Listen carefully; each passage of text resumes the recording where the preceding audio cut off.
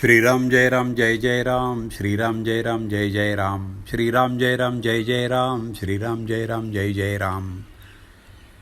2 जून. भगवंतावर अकारण प्रेम करावं. खरोखर जगात आणि लौकिकात आपण अडाणी राहिलो तर काही वाईट नाही. भगवंताच्या मार्गामध्ये त्याचा फायदाच होईल. आपण अडाणी झाल्याशिवाय म्हणजे आपली विद्या आणि मोठेपण विसरल्याशिवाय परमार्थ साधत नाही.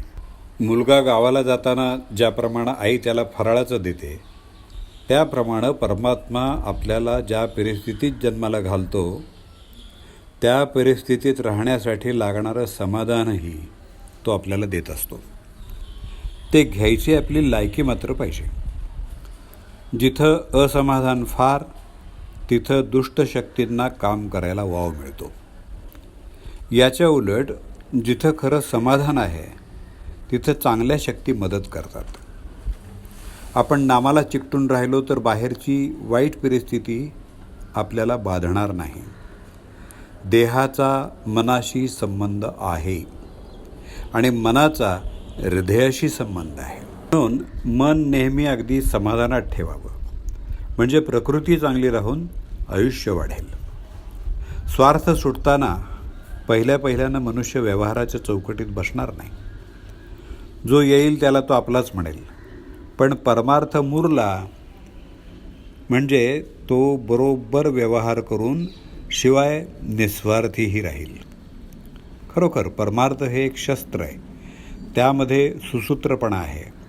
व्यवहार न सोडावा, पण विषयाकडे गुंतणारी आपली वृत्ती ही भगवंताच्या आड येते. म्हणून तिला भगवंताकडे गुंतवावं. भगवंताची खरी आवड उत्पन्न झाली पाहिजे. भगवंतावर अकारण प्रेम करणं याचं नाव परमार्थ आहे. मी काय म्हटलं? भगवंतावर अकारण प्रेम करणं याचं नाव परमार्थ आहे. परमार्थाला डोकं शांत पाहिजे. एका गृहस्थाला सगळीकडे रामाची मूर्ती दिसू लागली. झालं, त्याला वाटलं की देव आपल्याला भेटला. पण ते काही खरं भगवंताचं दर्शन नव्हे. तो सर्व ठिकाणी आहे अशी भावना झाली पाहिजे. परमार्थाची काळजी करू नये. ती काळजीच आपल्या प्रगतीच्या आड येते. वय वाढू लागलं की आपले सगळे अवयव ज्या प्रमाणामध्ये आपोआप वाढतात, तसंच परमार्थाला लागणाऱ्या गुणांचं आहे. आपण साधना करत असताना आपली प्रगती किती झाली हे सारखं पाहू नये.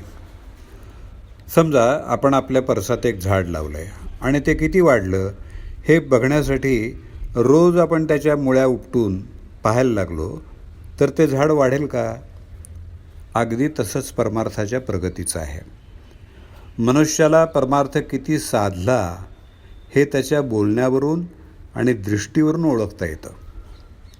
परमार्थ हा लोकांना उपदेश करण्यासाठी नाही, तो निव्वळ स्वतः करत आहे. जानकी जीवन स्मरण. जय जय राम.